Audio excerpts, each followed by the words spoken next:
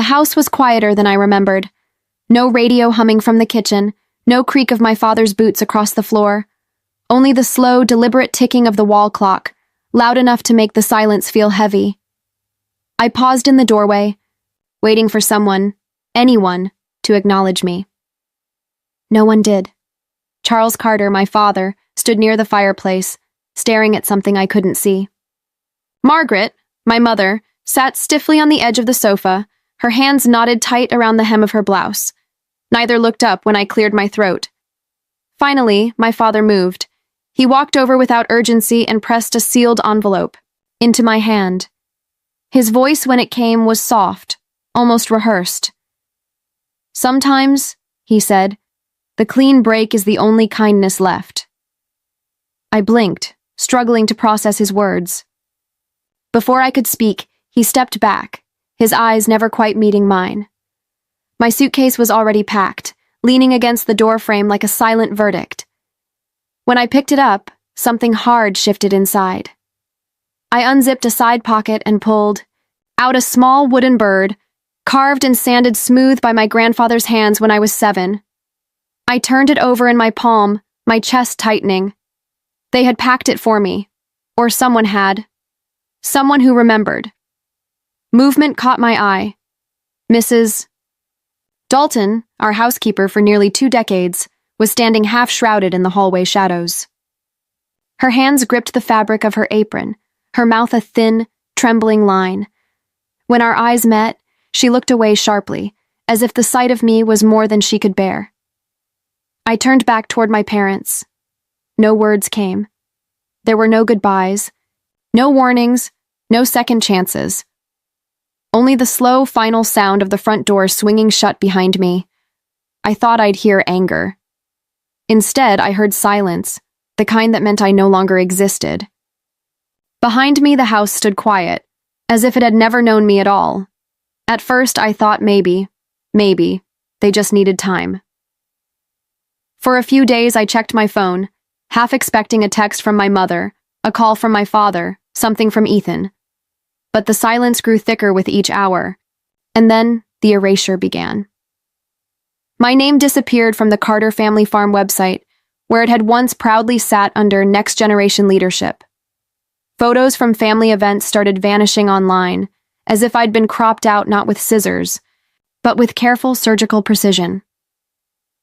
A week later, standing in line at the local grocery store, I overheard Mrs. Pennington whisper to another neighbor, "You know, they say Emily had troubles.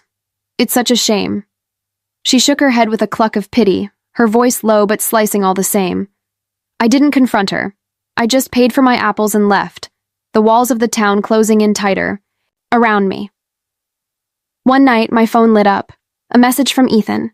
Just 6 words. "It wasn't your fault. Stay safe." No name, no explanation, no way to reply. Then he was gone too. His number disconnected by the morning. The stories spread faster than I could keep up. Whispers of irresponsibility, instability, wild accusations I didn't even recognize as my own life. It was a small town. Stories stuck easily. One evening, an envelope slipped through my mailbox. No return address. Inside was a letter, handwritten in a shaky but familiar script. "If you ever need anything, you have more people on your side than you know. Mrs. Howell." My old art teacher. Someone remembered. Someone still believed in the version of me they hadn't rewritten. I sat at the kitchen table, the letter trembling in my hand. Somewhere between grief and anger, a realization began to harden. They hadn't just disowned me. They had replaced me. The first crack in their perfect story came by accident. I was at the bank on a rain-heavy Thursday afternoon, opening a small business account under my own name. No more ties to Carter anything. Tommy Hart, a bank clerk who had tutored me in high school algebra, called my number. He smiled. That awkward, too-quick smile people wear when they don't know whether to congratulate or pity you. As he pulled up my information, he hesitated. Then, too casually, he said, "Funny, isn't it? Seeing your cousin Michael listed as the Carter Farm's sole trustee now." I froze. "Trustee?" I repeated, careful to keep my voice neutral. Tommy paled. Oh, sorry. I assumed you knew. It's public record now. Since the restructuring... His words tumbled over themselves like loose stones. I smiled tightly, signed where he indicated, and walked out into the cold drizzle, the documents in my hand already forgotten. Michael. Not my brother. Not me. Michael. 2 days later, I caught sight of him in town, swaggering into the country club, his cufflinks catching the light. He was wearing a new Rolex, laughing louder than anyone around him. It wasn't just inheritance.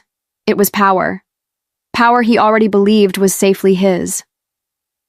That night, digging through an old box of paperwork I had salvaged from the farmhouse years ago, I found something strange, a missing page, a gap where an addendum to the Carter family trust should have been, the very document my grandfather had once proudly shown me, where both Ethan and I had been named. Gone. Replaced. It wasn't an oversight.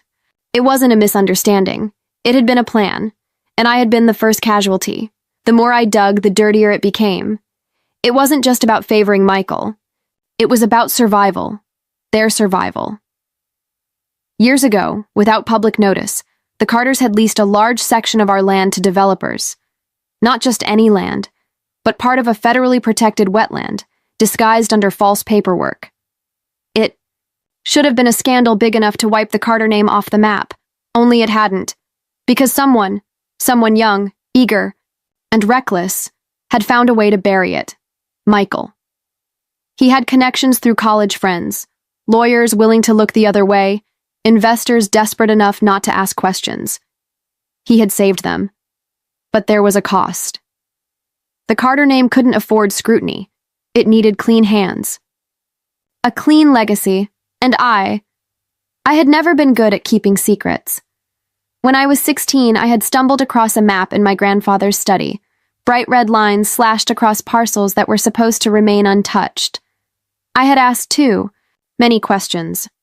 I had made too many notes, and in their eyes, I had become a risk they couldn't control. Somewhere along the way, I stopped being their daughter. I became their liability. That's why it had been so silent. That's why they had erased me, not in anger, but in cold, practiced necessity. I wasn't the problem they had to solve. I was the witness they needed to erase, and they thought they had succeeded. I left town without fanfare, taking the wooden bird and what little dignity I had left. The next few years blurred into long shifts and longer nights, waiting tables, filing papers, studying by borrowed lamplight. Every scholarship felt like a lifeline. Every small victory felt stolen from a future they tried to bury me in. Sometimes I wondered if they ever thought of me. If Ethan still kept my birthday circled on his calendar. If my mother ever opened a drawer and found something of mine she forgot to throw away. But I didn't let the wondering stay long. There was too much work to do. I enrolled in an agricultural science program, drawn to the idea of growing something real, something honest. Sustainable farming was a risky, narrow road, but it felt like a kind of rebellion, a quiet, steady refusal to live by their rules.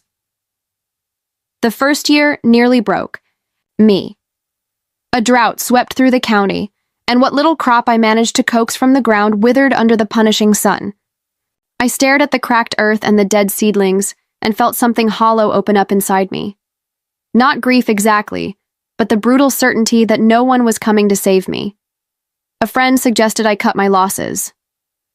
"Go home," she said gently, not knowing there was no home left to return to. Instead, I found a small loan, mortgaged every scrap of collateral I owned, and started again.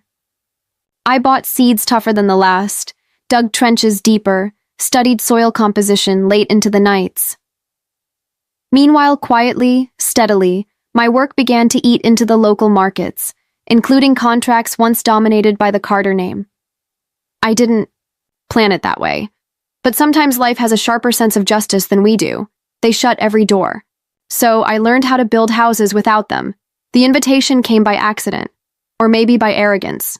A glossy card slipped into my mailbox, addressed to Friends of the Carter Legacy, a gala fundraiser held in the newly renovated town hall, designed to save the family farm from unforeseen financial hardship. I stared at the gold script, the list of sponsors, the desperate optimism bleeding through every word. For a long moment, I considered throwing it away.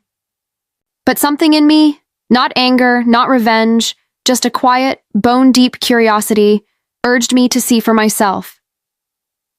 The night of the gala, the town hall gleamed under strings of fairy lights. Guests in polished shoes and bright dresses milled about, sipping wine, trading stories, pretending not to notice the undercurrent of desperation clinging to the Carter family like smoke. I moved through the crowd unnoticed, just another shadow in a room full of polite illusions. On one wall, they had arranged a photo montage, proud moments from generations past. I found myself staring at a picture I hadn't seen in years, me at 12 years old, clutching a blue ribbon for a science fair project on sustainable soil management. I remembered the day that photo was taken. I remembered my father's dismissive shrug, my mother's quick glance away, Michael's laugh behind my back. Now it hung here like a trophy they had claimed without ever having wanted it. During the speeches, a former councilman raised his glass and asked, with thinly veiled sharpness, "Isn't it true the Carters faced some misunderstandings about their land use a few years back?" The smile on Charles Carter's face tightened. Margaret's fingers dug into the linen of the tablecloth. Michael's glass tipped slightly in his hand before he caught it. The cracks, once invisible, were beginning to show. Their smiles stretched wide for the cameras, but the foundations beneath them were crumbling. I circled the room carefully, staying to the edges where the light was soft and the faces less familiar. It was a strange feeling, walking among people who once knew me, who had sat beside me at church picnics and school recitals, and now passed, without a second glance. I was a ghost haunting my own history, unseen and unacknowledged. Near the dessert table, I almost collided with Charles.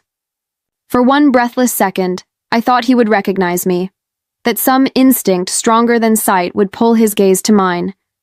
But the band struck up a louder tune, and he turned away, distracted by a handshake from the mayor. I exhaled slowly, and moved toward the rear of the hall, where Ethan stood speaking with a small cluster of investors. His suit hung looser on him than it once had, his hairline pulled back farther from his forehead, his smile tight and forced. I recognized the exhaustion in his eyes before he even spoke.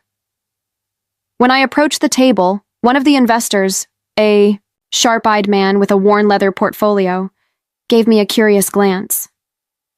"And who might you be?" he asked. Before I could reply, Ethan answered for me, voice strained but polite. "She's with Verdant Innovations," he said. "One of the partners." The investor raised an eyebrow, interest flickering across his face. "Impressive," he said, offering his hand. "You folks are making big moves in sustainable markets. We were just discussing a potential contract with your team." Ethan avoided my gaze as he spoke, as if some part of him already knew who he was introducing, and couldn't bear to face it. I stood among them like a ghost, the memory they had buried, now breathing again.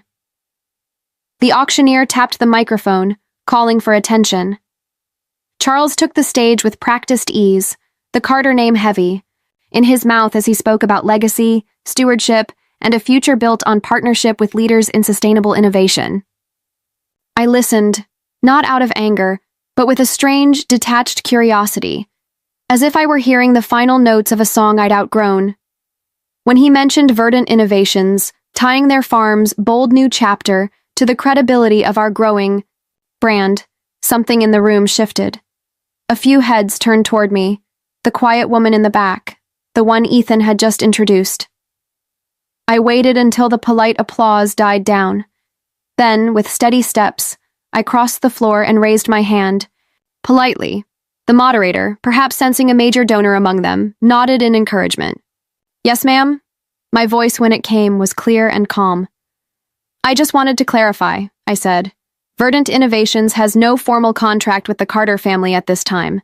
In fact, due to pending compliance reviews related to prior land management practices, we are not currently accepting partnership proposals from their operations."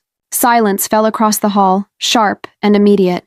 I could see the words land like stones, see the confusion flicker into understanding across the faces of the investors. Charles's hand gripped the edge of the podium. For a flicker of a second, something broke through his polished facade.